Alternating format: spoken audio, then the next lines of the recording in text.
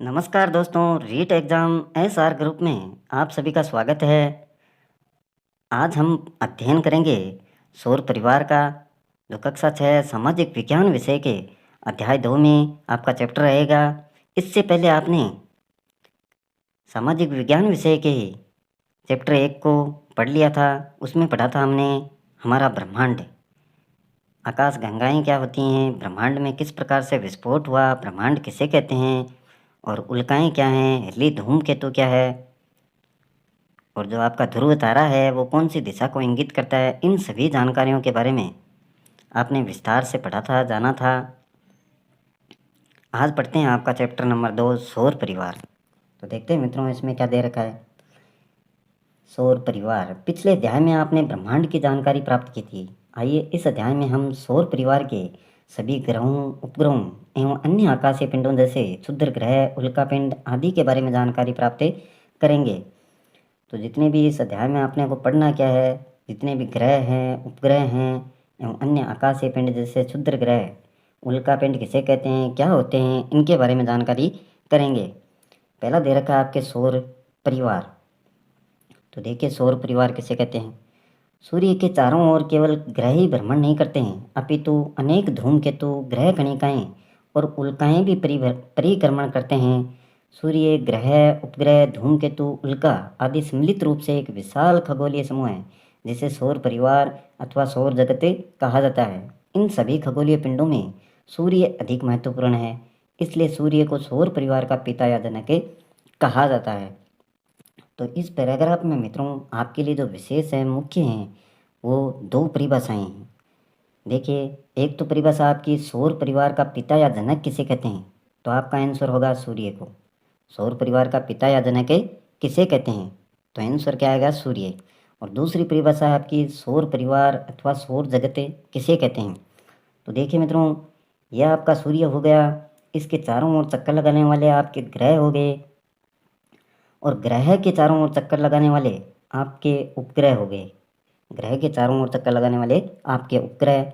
इसी प्रकार धूमकेतु, उल्काएं, ये सारी सम्मिलित रूप से एक विशाल खगोलीय समूह बना लेती हैं, और इस खगोलीय समूह को ही अपन क्या नाम देते हैं, सौर परिवार कहते हैं। तो ये परिभाषा निकल कर आती है सौर परिवार की, कि जितने भी ग्रह, सूर्य, उपग्रह, धूमकेतु या उल्काएं, इनको सम्मिलित रूप से खगोलीय समूह है, या इस खगोलीय समूह को अपन क्या नाम देंगे, सौर परिवार नाम देंगे। तो ये 2 इम्पोर्टेंट परिभाषाएं इसमें हैं पैराग्राफ में, ये ध्यान से देखें, इसको नोट कर सकते हैं आप। नेक्स्ट देखो, नेक्स्ट है आपका ग्रह। सौर मंडल के सभी खगोलीय पिंड एक निश्चित पथ पर सूर्य का चक्कर लगाते हैं, जिसे कक्ष कहा जाता है। सौर मंडल में जितने भी खगोलीय पिंड हैं, ये मान लीजिए सूर्य है, इसके चारों ओर निश्चित पथ में चारों ओर क्या लगा रहे हैं, चक्कर लगा रहे हैं। जितने भी पिंड हैं, चाहे वो आपके उपग्रह हो या ग्रह हों, निश्चित पथ में एक चक्कर लगाते हैं। ये नहीं कि ये जैसे ये ग्रह यहाँ पर चक्कर लगा रहा है इसके चारों ओर, तो ये बीच में से ऐसे ऐसे चक्कर लगा लेगा। इस प्रकार से चक्कर नहीं लगा सकते हैं, बल्कि एक निश्चित पथ में, जैसे ये पथ है तो इसी पथ में ये चक्कर लगाएगा। और इन जो ये पथ में चक्कर लगाते हैं, इनको ही क्या बोला जाता है, कक्ष कहा जाता है। क्या कहा जाता है, कक्ष।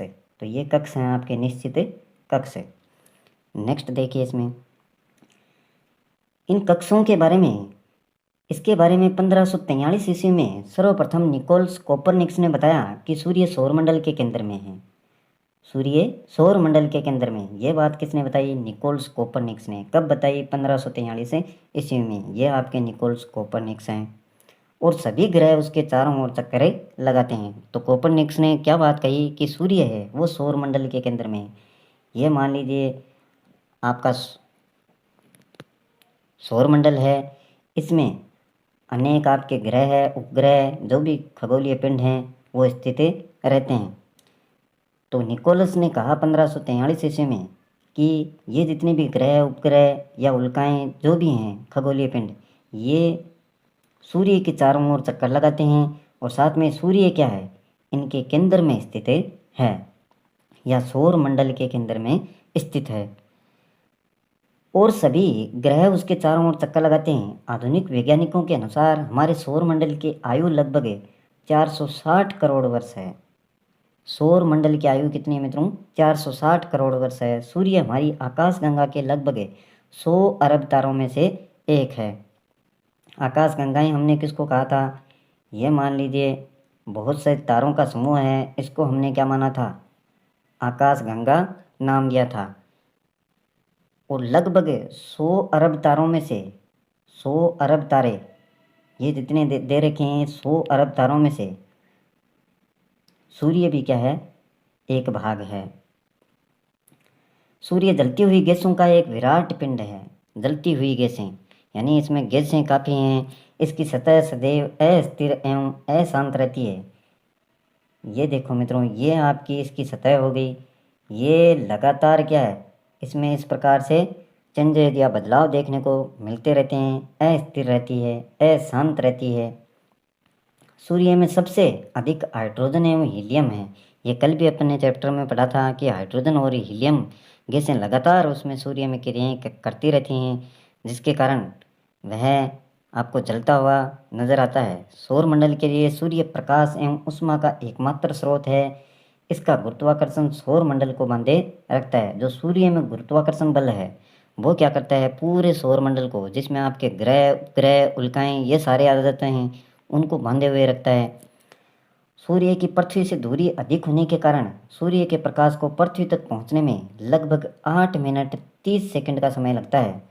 तो मित्रों यहाँ पर भी एक क्वेश्चन बन रहा है कि सूर्य के प्रकाश को पृथ्वी तक पहुंचने में कितना समय लगता है? तो आपका जवाब आना चाहिए 8 मिनट 30 सेकंड। 8 minute 30 second. तो ये क्वेश्चन काफ़ी बार पूछा गया है, इसको ध्यान में रखें आप। सूर्य के प्रकाश को पृथ्वी तक पहुंचने में लगभग कितना समय लगता है? तो 8 मिनट 30 सेकंड। और इसमें जो भी ये पैराग्राफ दे रखा है, इसमें मुख्य क्या है? सूर्य सौरमंडल के केंद्र में है। ये बात किसने बताई? तो निकोलस कोपरनिकस ने। कब बताई? 1543 ईस्वी में। कक्ष किसे कहा जाता है? सौरमंडल के सभी खगोलीय पिंड, जितने भी पिंड हैं वो निश्चित पथ में सूर्य का चक्कर लगाते हैं, उसको ही क्या कहते हैं? कक्ष कहते हैं। और सौरमंडल की आयु कितनी है? तो लगभग 460 करोड़ वर्ष। ये मुख्य बातें हैं। सूर्य में सबसे अधिक कौन सी गैसें पाई जाती हैं? तो हाइड्रोजन और हीलियम। इनको ध्यान देंगे मित्रों, ये मुख्य पॉइंट हैं इसमें। नेक्स्ट देखते हैं, हमारे सौर परिवार में कुल 8 ग्रह हैं।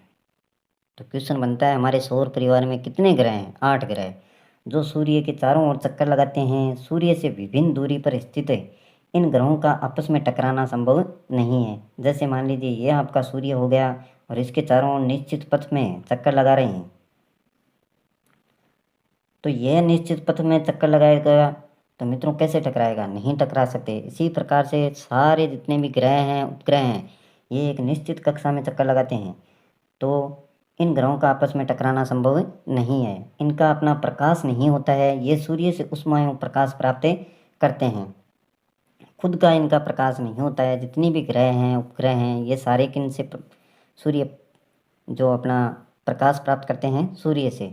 सूर्य से दूर जाने पर क्रमशः बुध, शुक्र, पृथ्वी, मंगल, बृहस्पति, शनि, अरुण, वरुण ग्रह हैं।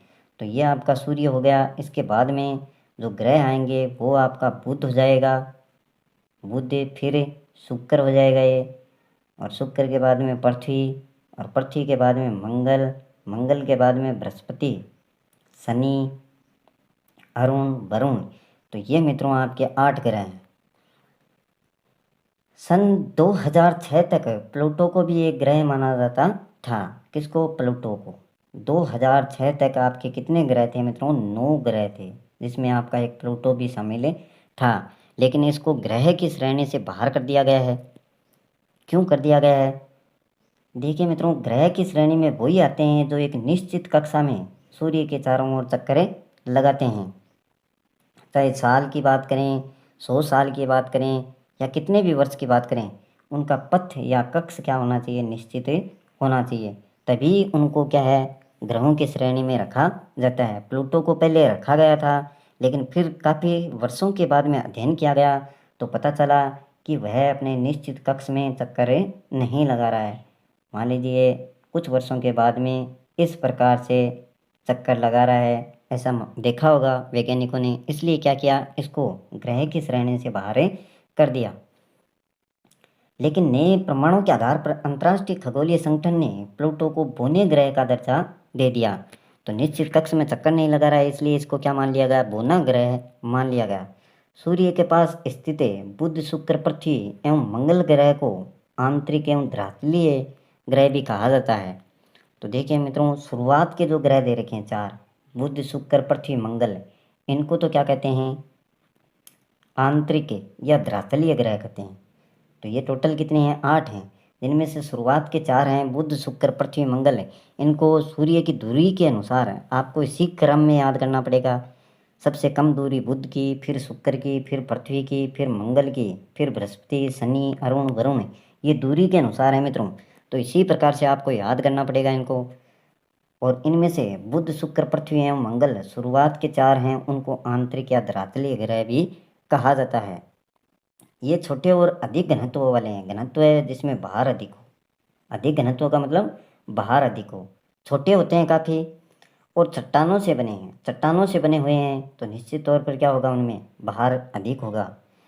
लेकिन बृहस्पति, शनि, अरुण और वरुण ग्रह आकार में बड़े होते हैं और इनका घनत्व क्या होता है, कम होता है। तो ये भी अंतर आपको ध्यान में रखना है कि जो छोटे ग्रह हैं लेकिन वो चट्टानों से बने हुए हैं, तो उनका घनत्व क्या होगा, ज़्यादा होगा। लेकिन ये ग्रह बृहस्पति, शनि, अरुण और वरुण ग्रह आकार में तो काफ़ी बड़े हैं, लेकिन घनत्व इनका क्या है, काफ़ी कम है। इन्हें बाह्य या गैसीय ग्रह भी कहा जाता है। तो मित्रों, 4 तो आपके हो गए आंतरिक ग्रह या धरातलीय ग्रह, और ये 4 हो गए आपके बाह्य या गैसीय ग्रह। गैसें अत्यधिक हैं, इनमें ज़्यादा गैस हैं, तो बाहर क्या होगा, इनका घनत्व क्या होगा, कम होगा। आकार में क्या है, काफ़ी बड़े हैं। आकार में बड़े इस कारण से भी हो सकते हैं क्योंकि आपकी गैस क्या होती है, लगातार फैलती रहती है मित्रों, लगातार आकार में बढ़ती रहती है। और चट्टानों से बने हैं तो चट्टानें क्या रहेंगी, निश्चित रहेंगी। नेक्स्ट देखिए,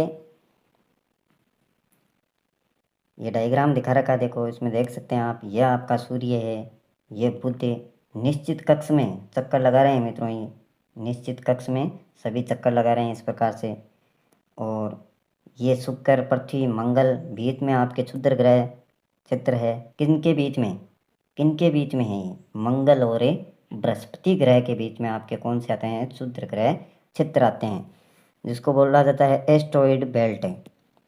और ये आपका शनि है, देखो तस्त्रीनुमा इस प्रकार की इसकी आकृति होती है। और अरुण और वरुण, और ये धूमकेतु हैं जो बीच में से इस प्रकार से निकलते हैं। इनकी टक्कर भी कई बार ग्रहों के साथ में हो जाती है, जिससे विनाश का सामना करना पड़ता है। नेक्स्ट देखो, ये हमारा सौरमंडल हो गया। ग्रहों की प्रमुख विशेषताएं देखते हैं मित्रों हम। ग्रहों की प्रमुख विशेषताएं कौन कौन सी हैं, यह आपके आंतरिक ग्रह, इधर आपके बाह्य ग्रह। तो इनमें अंतर देखते हैं। इनका निर्माण यानी कि इनका आंतरिक ग्रह का निर्माण चट्टानों से हुआ है, ये बात हमने पढ़ ली। इनका घनत्व भी क्या है, अधिक है।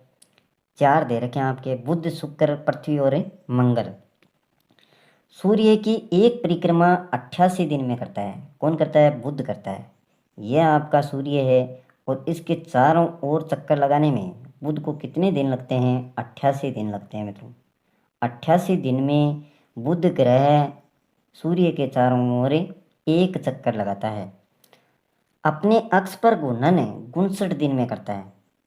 यह आपका बुध है, ये सूर्य के चारों ओर तो 88 दिन में चक्कर लगाता है, लेकिन अपने अक्ष पर यहीं पर घूम रहा है साथ साथ में, कितने दिन में, 59 दिन में।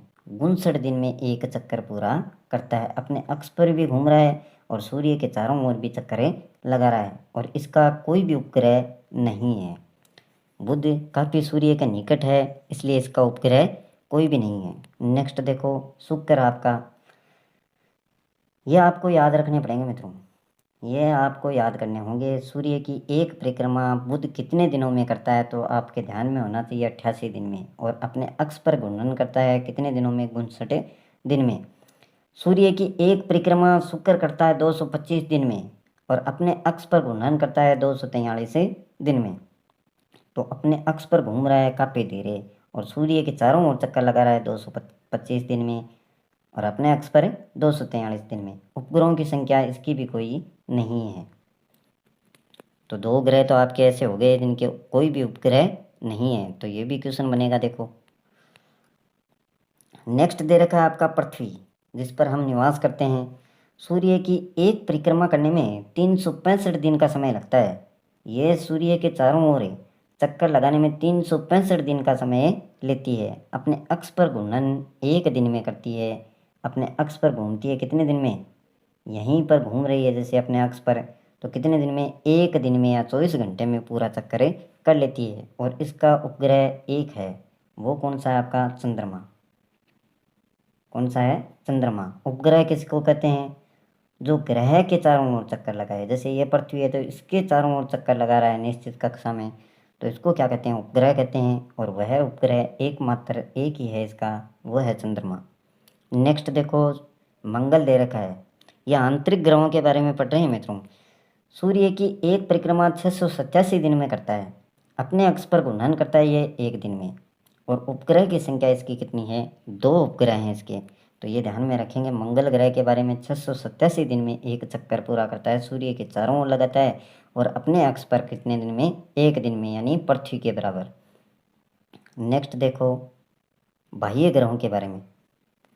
बाह्य ग्रह भी आपके 4 हैं, बृहस्पति, शनि, अरुण और वरुण। इनका निर्माण गैस और तरल पदार्थों से हुआ है और इनका घनत्व क्या है? काफ़ी कम है। बृहस्पति देखो सूर्य की एक परिक्रमा 11 वर्ष 11 माह में करता है, यानी सूर्य के चारों ओर चक्कर लगाता है 11 वर्ष 11 माह में। और अपने अक्ष पर घूर्णन करता है 9 घंटे 56 मिनट में। अपने अक्ष पर तो बहुत तीव्र गति से घूम रहा है, लेकिन सूर्य के चारों ओर चक्कर लगाने में काफ़ी समय ले रहा है। और उपग्रह की संख्या की बात करें तो इसके मित्रों 16 हैं। बृहस्पति ग्रह के 16 उपग्रह हैं। नेक्स्ट आपका शनि सूर्य की एक परिक्रमा 29 वर्ष 5 माह में करता है। तो आप देख रहे होंगे मित्रों कि ज्यों ज्यों सूर्य से ग्रहों की दूरी बढ़ रही है, त्यों त्यों आप देख रहे हैं कि सूर्य की परिक्रमा करने में जो ग्रहों को समय लग रहा है वो काफ़ी अधिक लग रहा है। तो इसको भी ध्यान में रखेंगे, सूर्य से दूरी के अनुसार इनके जो परिक्रमण काल है वो भी लगातार बढ़ रहा है। और अपने अक्ष पर घूर्णन करने में 10 घंटे 40 मिनट का समय लेता है शनि ग्रह। 10 घंटे 40 मिनट में ये एक चक्कर अपने अक्ष पर पूरा कर लेता है। उपग्रह की संख्या लगभग 18 है। तो शनि ग्रह के उपग्रह कितने हैं? 18 हैं, जो इसके चारों ओर चक्कर लगाते रहते हैं। और 7वां है आपका अरुण है। सूर्य की एक परिक्रमा 84 वर्ष में करता है मित्रों। ये सूर्य की एक परिक्रमा 84 वर्ष में अपने अक्ष पर घूर्णन करता है 17 घंटे 14 मिनट में। और उपग्रह की संख्या लगभग है 17। लास्ट आपका दे रखा है बाह्य ग्रह में वरुण। सूर्य की एक परिक्रमा लगभग 164 वर्ष में करता है। तो इतना लंबा समय इसको लगता है सूर्य के एक चक्कर पूरा करने में। और अपने अक्ष पर घूर्णन करता है 16 घंटे 7 मिनट में।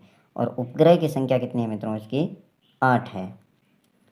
तो ये सारी जितनी भी बातें दे रखी हैं इनमें अंतर क्या दे रखा है वो आपके याद होना चाहिए। आंतरिक ग्रह किसको कहते हैं, बाह्य ग्रह किसको कहते हैं, कौन कौन से हैं, तो ये ध्यान में रखने हैं।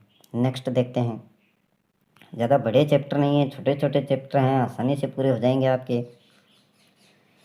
खगोल वैज्ञानिकों ने सौरमंडल के सभी पिंडों के कई वर्ग बनाए हैं। ग्रह, उपग्रह, भून्य ग्रह और लघु पिंड। ये सारे कि लघु पिंड कौन कौन से हैं, भून्य ग्रह कौन कौन से हैं, उपग्रह कौन से हैं, ग्रह कौन से हैं। तो इन जितने भी हैं खगोल वैज्ञानिकों ने सौरमंडल के पिंडों के कई वर्ग बना दिए मित्रों इस प्रकार से। ग्रह का अलग, उपग्रह का अलग, भून्य ग्रह का अलग, लघु पिंड का अलग। उपग्रह ऐसे आकाशीय पिंड को कहते हैं जो किसी ग्रह के चारों ओर चक्कर लगाता है। तो यह आपको पहले ही बता दिया गया है कि ग्रह के चारों ओर चक्कर लगाने वाले क्या कहलाते हैं? उपग्रह कहलाते हैं। ऐसा पिंड जो सूर्य की परिक्रमा करता है और दूसरे पिंडों का रास्ता भी काटता है उसे क्या कहते हैं? भुना ग्रह कहते हैं। जैसे पृथ्वी है सूर्य के चारों ओर एक निश्चित कक्षा में चक्कर लगाती है, लेकिन आपका प्लूटो जिसको अभी भुने ग्रह के रूप में रखा गया है वो क्या करता था? एक निश्चित पथ में चक्कर नहीं लगाता था। इस प्रकार से चक्कर लगा लिया मान लीजिए उसने, यहाँ से देखो निश्चित पथ में लगा रहा है, यहाँ से इस प्रकार से लंबी दूरी तय कर ली। तो इसको किस में रखा गया? भून्य ग्रह में। या दूसरे ग्रहों के जैसे ये शुक्र है, इसका रास्ता यहाँ से बीच में से काटता है, तो इस प्रकार के पिंडों को क्या कहा गया? बोना ग्रह कहा गया। प्लूटो, एरिस, सेरिस आदि बोने ग्रह के उदाहरण हैं। तो ये याद रखेंगे मित्रों, प्लूटो, एरिस और सेरिस। और इसमें एक और दे दिया जाए कि निम्न में से बोने ग्रह का उदाहरण कौन सा है? इनमें से अरुण, वरुण, मंगल दे दिया और साथ में आपका सेरिस दे दिया। तो राइट आंसर क्या हो जाएगा? सेरिस हो जाएगा। तो इस प्रकार से क्वेश्चन बन सकता है। इन तीनों के नाम आपके ध्यान में रहने चाहिए। सूर्य की परिक्रमा करने वाले सौरमंडल के बाकी सभी छोटे छोटे पिंडे जैसे क्षुद्र ग्रह, उल्का पिंडे और वरुण के पार पाए जाने वाले अनजाने पिंडे जिनको हम जानते भी नहीं हैं तथा सौरमंडल में आने वाले धूमकेतुओं आदि को लघु पिंड कहा जाता है। तो सौरमंडल के जो सूर्य की परिक्रमा करते हैं सारे छोटे छोटे पिंडे क्षुद्र ग्रह हैं, उल्का पिंड हैं, वरुण हैं, इनके अलावा भी बहुत सारे पिंड हैं जिनको हम जानते तक नहीं हैं, अनजाने पिंड। या सौरमंडल में आने वाले धूमकेतु हैं, इनको क्या कहा जाता है? लघु पिंड कहा जाता है। लघु पिंड मतलब बहुत ही छोटे पिंड होते हैं आकार में।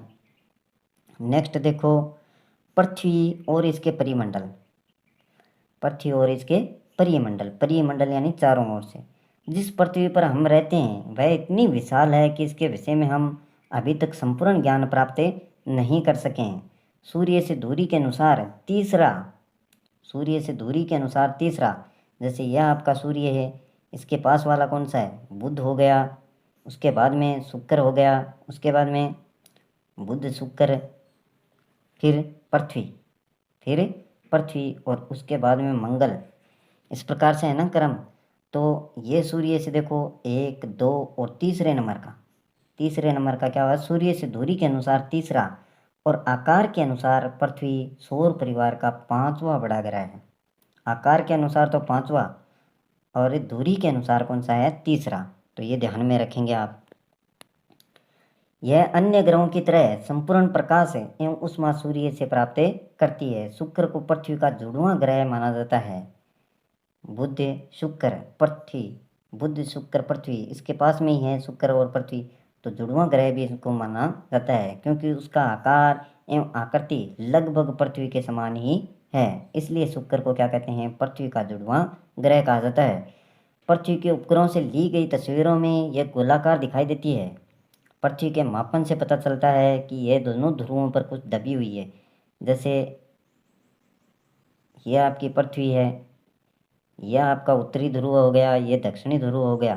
तो यहाँ से कुछ दबी हुई नजरें आती है आपके पृथ्वी, तथा विषुवत पर कुछ उभरी हुई है। यह पृथ्वी यहाँ से तो क्या है? दोनों ध्रुवों पर थोड़ी दबी हुई है, लेकिन विषुवत किसे कहेंगे? ये पृथ्वी है, इसको बीच में से काटने वाली काल्पनिक रेखा, बीच में से 2 बराबर भागों में काटने वाली रेखा को क्या कहते हैं? विषुवत रेखा कहते हैं। या इसको क्या कहते हैं? भूमध्य रेखा भी इसको बोला जाता है, या विषुवत रेखा भी आप बोल सकते हैं, जो पृथ्वी को 2 बराबर भागों में बांटे देती है।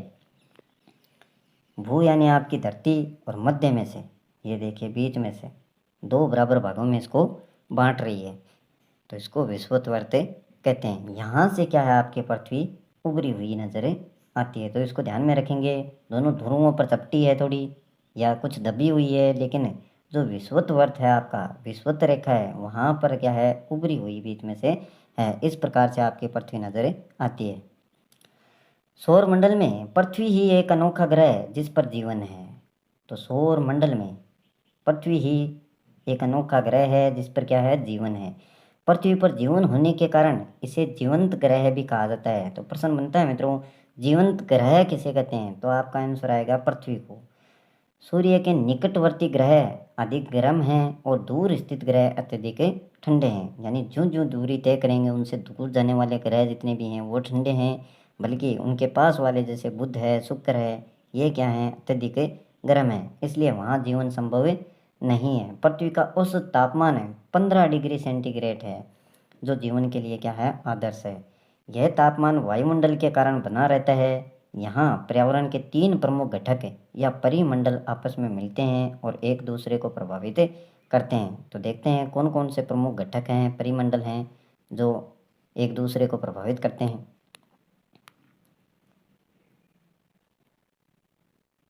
ये देखिए आगे, पृथ्वी की ऊपरी ठोस परतें जिस पर हम रहते हैं उसे तो क्या कहते हैं, स्थल मंडल या भूमंडलें कहते हैं। तो ये तो आपका स्थलीय भाग आ गया जिस पर हमें रहते हैं, वो तो क्या हो गया आपका स्थलीय भाग। ठोस भाग कह सकते हैं जिस पर मिट्टी पाई जाती है उसको क्या बोला जाता है, स्थल मंडले बोला जाता है। स्थल मंडले पर मिट्टी पाई जाती है जिससे किसी न किसी रूप में सभी जीवों को भोजन भी प्राप्त हो जाता है, क्योंकि यहाँ पर फसलें वगैरह उगा सकते हैं अपन जिनसे भोजन प्राप्त करते रहते हैं। स्थल मंडल से ही विभिन्न प्रकार के खनिज मिलते हैं जो जीवन निर्वाह के लिए महत्वपूर्ण है। पृथ्वी के चारों ओर जो गैसों का आवरण है उसे वायुमंडल कहा जाता है। तो ये देखो परिभाषाएं बन रही हैं यहाँ पर भी। पृथ्वी के चारों ओर जो गैसों का आवरण है, जल वाष्प है एवं धूल कण है, उसको क्या कहते हैं, वायुमंडल कहते हैं।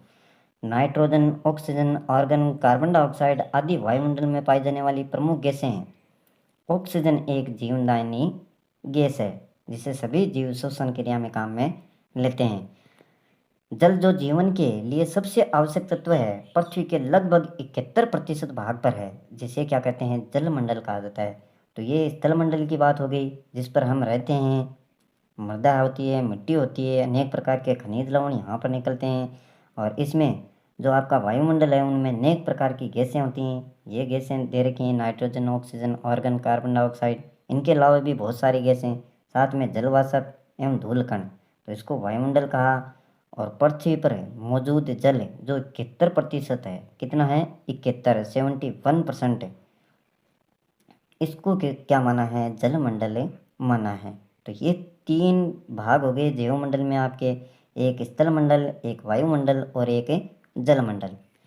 पृथ्वी को जल ग्रह या नीला ग्रह भी कहा जाता है। क्यों कहते हैं नीला ग्रह, क्योंकि अधिकांश भाग पर इस पर क्या स्थित है, जल है, इसलिए इसको नीला ग्रह भी कहा जाता है। पृथ्वी पर जल महासागरों, सागरों, झीलों, नदियों आदि में पाया जाता है। महासागरों का जल क्या होता है, खारा होता है। तो ये यहाँ पर ध्यान रखेंगे आप कि पृथ्वी के लगभग 71% भाग पर क्या है, जल है, और इसको ही क्या कहते हैं, जलमंडल का कहा जाता है। और पृथ्वी के चारों ओर जो गैसों का आवरण है उसे क्या कहते हैं, वायुमंडल कहा जाता है। तो ये 2 परिभाषाएं हैं। ऑक्सीजन आपकी जीवनदायिनी गैस है। जीवनदायिनी पूछ लिया जाए, जीवनदायिनी गैस कौन सी है, तो आपकी ऑक्सीजन। किस में काम में लेते हैं, श्वसन क्रिया में। नेक्स्ट देखो, सरल सरल पार्ट है मित्रों, ज़्यादा हार्ड नहीं है, बस आप पढ़ते रहें इसको लगातार, जिससे प्रत्येक वर्ड आपके शब्द है वो ध्यान में रहे। पृथ्वी की सतह के अधिकांश भागों पर किसी न किसी प्रकार का जीवन पाया जाता है। वायुमंडल, जलमंडल एवं स्थलमंडल तीनों सौर परिवार में केवल पृथ्वी पर ही पाए जाते हैं। और जितने भी ग्रह उपग्रह जो भी दे रखे हैं उनमें किसी पर ये तीनों नहीं पाए जाते हैं। इन तीनों मंडलों के मिलने के कारण ही पृथ्वी के चौथे परिमंडल के रूप में जैव मंडल की उत्पत्ति हुई है, जहाँ जीव जंतुओं का अस्तित्व पाया जाता है। जैव मंडल में ही जीव जंतु, पेड़ पौधे और मनुष्य रहते हैं।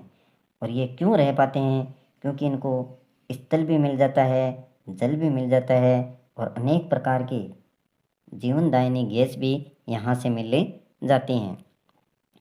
अब ऑक्सीजन पेड़ पौधों के लिए भी आवश्यक है, जीव जंतुओं के लिए भी आवश्यक है, और अनेक प्रकार के जैसे नाइट्रोजन है, अन्य गैसें हैं, वो पेड़ पौधों के लिए भी आवश्यक हैं। और पेड़ पौधों से हमें क्या मिल जाती है, हमें क्या मिल जाती है, ऑक्सीजन गैस। तो वायुमंडल भी होना चाहिए तभी जीवित रह सकते हैं, जल भी होना चाहिए और स्थल भी रहने के लिए होना चाहिए। तो ये सिर्फ कहाँ पर मौजूद है, आपकी पृथ्वी पर हैं। अब तक ब्रह्मांड की ज्ञात जानकारी के अनुसार केवल पृथ्वी पर ही जीवन संभव है। हालांकि खोज नई नई जारी है, अभी भी वैज्ञानिक खोज कर रहे हैं कि किसी ग्रह पर जीवन मिल सकता है क्या, पानी मिल सकता है क्या। मंगल हो चाहे चंद्रमा हो, अन्य ग्रह हैं उन पर भी इस प्रकार की जानकारियों को जुटाया जा रहा है कि कहीं पर पानी मिल जाए तो वहाँ पर जीवन संभव हो सकता है। उपग्रह देखिए आपका नेक्स्ट पॉइंट, जिस तरह ग्रह सूर्य की परिक्रमा करते हैं ठीक वैसे ही ग्रहों की परिक्रमा करने वाले छोटे आकाशीय पिंडों को क्या कहा जाता है, उपग्रह कहा जाता है। तो ये परिभाषा काफ़ी बार हमने पढ़ ली है इस चैप्टर में कि जो भी ग्रह हैं वो तो चक्कर लगाते हैं आपके सूर्य के चारों ओर। किसके चारों ओर, सूर्य के चारों ओर एक निश्चित कक्षा में। लेकिन ये जो ग्रह हैं इनके चारों ओर भी कुछ पिंड हैं वो लगातार गति कर रहे हैं, तो इनको क्या कहते हैं, उपग्रह कहा जाता है। पृथ्वी का केवल एक ही उपग्रह चंद्रमा है, किंतु कुछ अन्य ग्रहों के एक से अधिक उपग्रह भी हैं। शनि और बृहस्पति के कई उपग्रह हैं, बुध और शुक्र के कोई भी उपग्रह नहीं है। तो ये मित्रों ध्यान में रखें कि बुध और शुक्र के कोई भी उपग्रह नहीं है। ऐसे दो ग्रहों के नाम या ऐसे ग्रह का नाम बताइए जिसमें कोई भी उपग्रह नहीं है। ऑप्शन में दे दिया जाए आपके, पृथ्वी दे दिया जाए, शनि, मंगल दे दिया जाए, और इन दोनों में से एक का नाम दिया जा सकता है। तो आपको याद रखना होगा कि बुध और शुक्र के कोई भी उपग्रह नहीं है। ग्रहों की भांति उपग्रहों में से भी ऊष्मा एवं प्रकाश नहीं होता है, इन्हें सूर्य से ही ताप एवं प्रकाश मिलता है। अनेक अनेक उपग्रह चंद्रमा से भी बड़े हैं, जैसे शनि का टाइटन जो उपग्रह है वो मित्रों चंद्रमा से भी क्या हैं, बड़े हैं।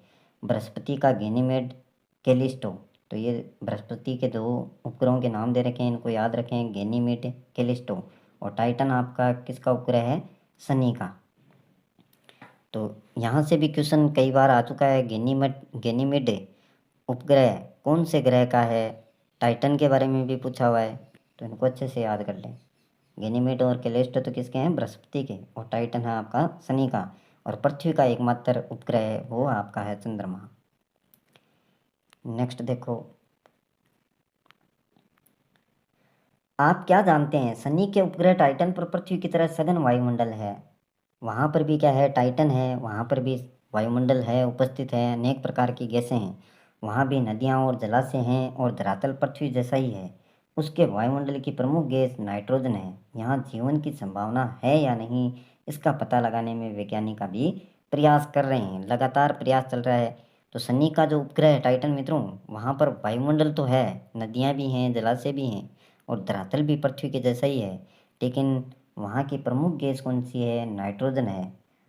तो अभी तक जीवन वहाँ पर संभव हो सकता है या नहीं हो सकता है, इसकी जानकारी वैज्ञानिकों के द्वारा जुटाई जा रही है। नेक्स्ट देखिए, इसमें ये ग्रह हैं, उनके उपग्रहों की आपस में तुलना की है यहाँ पर। ये बुध है, ये शुक्र, इनके कोई भी उपग्रह नहीं है। पृथ्वी का एक है चंद्रमा। मंगल के देखो, ये नाम याद रखने हैं आपको, मंगल के दो उपग्रह देखो, फोबोस और डिमोस। ये क्षुद्र ग्रह हैं बीच में, जो मंगल और बृहस्पति के बीच में पाए जाते हैं। तो क्षुद्र ग्रह किसे कहते हैं, मंगल और बृहस्पति के बीच में पाए जाने वाले ग्रहों को क्या कहते हैं, क्षुद्र ग्रह कहते हैं। तो ये भी परिभाषा बनती है, याद रखें इसको। बृहस्पति के देखो, लो, यूरोपा, गैनीमेड, कैलिस्टो, तो ये उपग्रह हैं इसके। और इधर ये शनि के दे रखे हैं, मिमास, डियोन, रहिया, टाइटन। तो कुछ मुख्य हैं, उनके नाम आपको ध्यान में रहने चाहिए। अरुण के दिखा रखे हैं, ये वरुण के हैं, तो इनको देख लेना अच्छे से। यहाँ से क्वेश्चन पूछ लिया जाता है इनके उपग्रहों से संबंधित। नेक्स्ट देखो,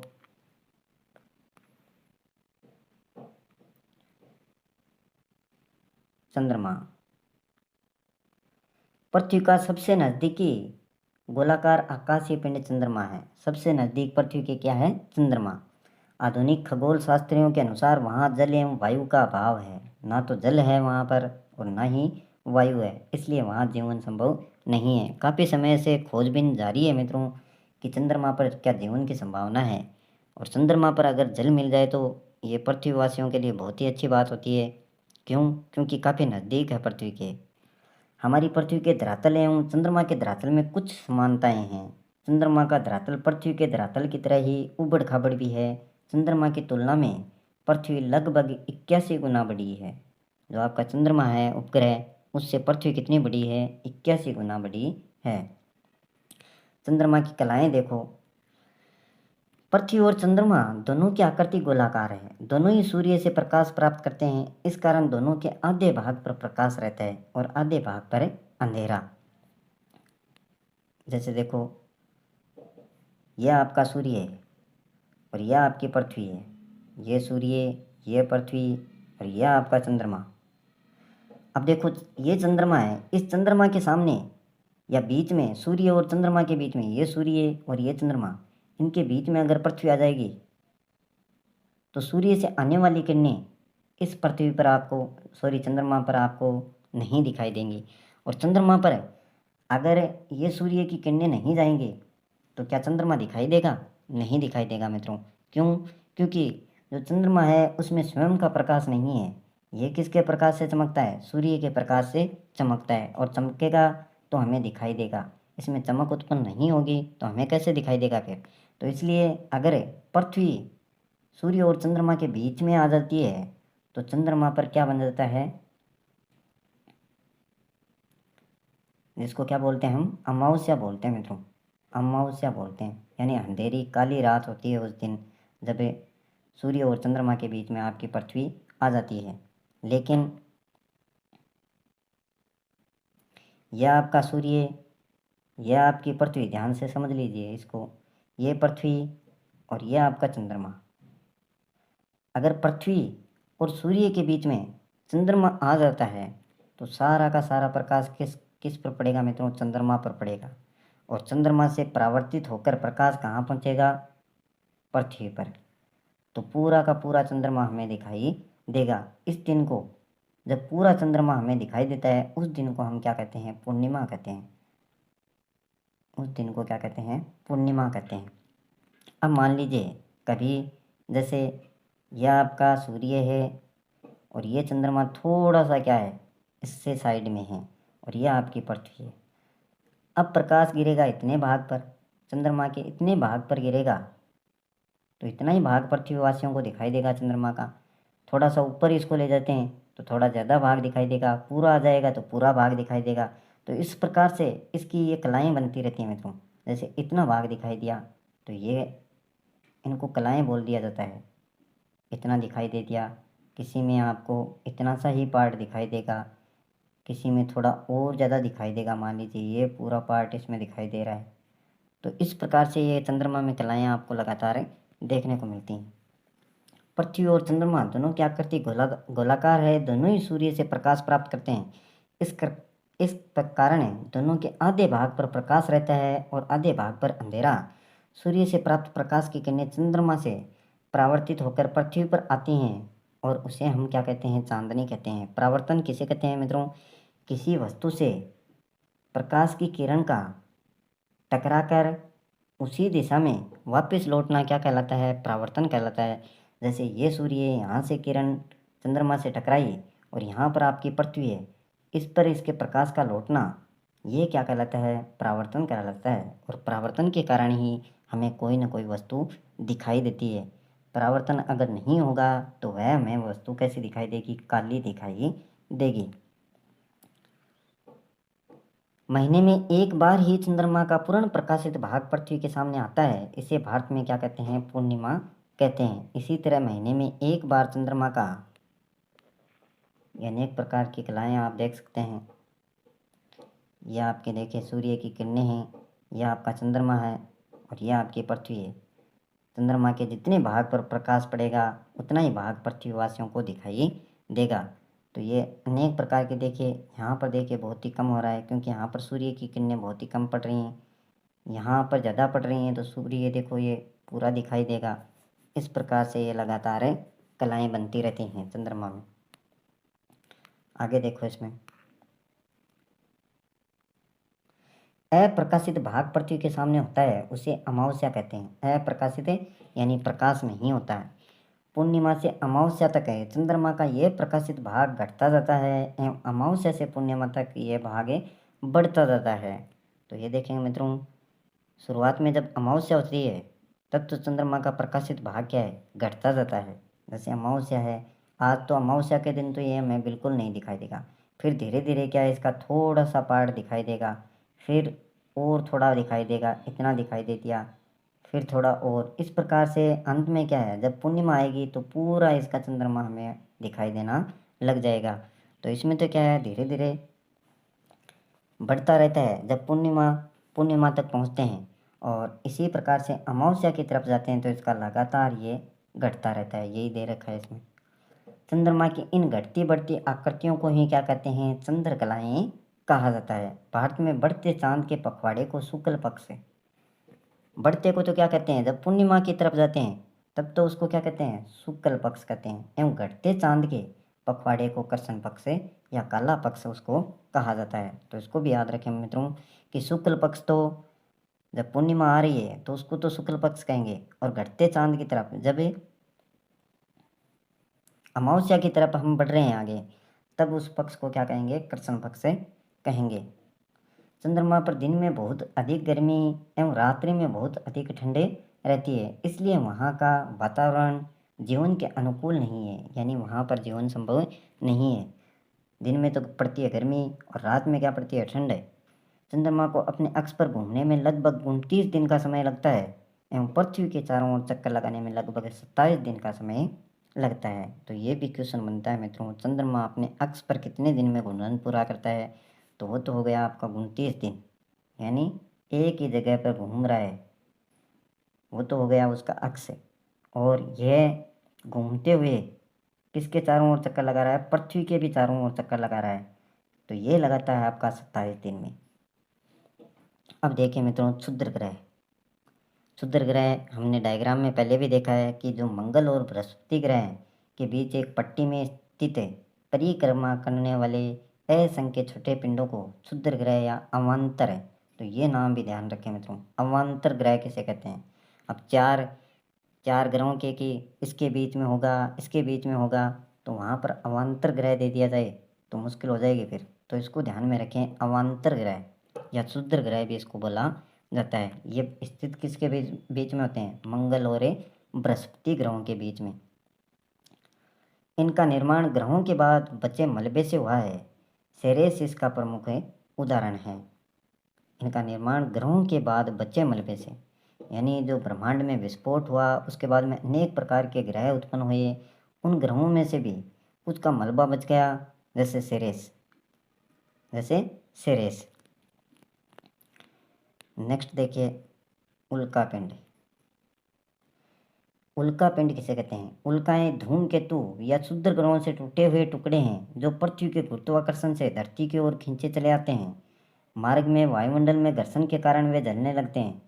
उल्काएं, धूमकेतु या क्षुद्र ग्रह, ये जितने भी हैं, ये टूटे हुए क्या हैं? टुकड़े हैं। पृथ्वी के गुरुत्वाकर्षण से, यानी पृथ्वी में जो गुरुत्वाकर्षण बल है उसके कारण धरती की ओर खींचे चले आते हैं, और वायुमंडल में भी घर्षण के कारण वे जलने लगते हैं और नष्ट हो जाते हैं। वायुमंडल में घर्षण के कारण, घर्षण के समय से ये चमकीली रेखा के रूप में दिखाई देते हैं, जिन्हें हम टूटते तारे भी कहते हैं।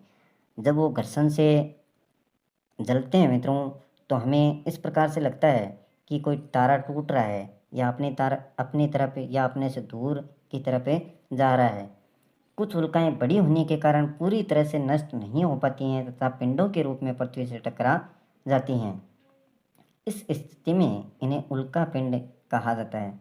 कुछ तो क्या है, पृथ्वी का जो गुरुत्वाकर्षण बल है उसके कारण पृथ्वी की तरफ जल्दी से खींचे चले जाते हैं, लेकिन जो वायुमंडल है, अनेक प्रकार की गैसें हैं, जलवाष्प है, धूल कण है, उनकी रगड़न के कारण या घर्षण के कारण वो जल जाते हैं बीच में और पृथ्वी तक नहीं पहुंच पाते हैं। लेकिन कुछ इस प्रकार के हैं जो बड़े होते हैं आकार में क्या होते हैं? बड़े होते हैं। कुछ भाग तो उनका नष्ट घर्षण के कारण नष्ट हो जाता है, लेकिन कुछ भाग शेष रह जाता है और वह पृथ्वी पर पहुंच जाता है, और जहाँ पर भी गिरता है मित्रों वहाँ पर इस प्रकार की आकृतियाँ बन जाती हैं, बड़े गड्ढे बनने जाते हैं। इनको क्या कहते हैं? उल्कापिंड कहा जाता है। इससे पृथ्वी पर गड्ढे बन जाते हैं, और आबादी वाले क्षेत्र में अगर इस प्रकार के उल्कापिंड गिर जाते हैं तो भारी जान माल की हानि होती है मित्रों।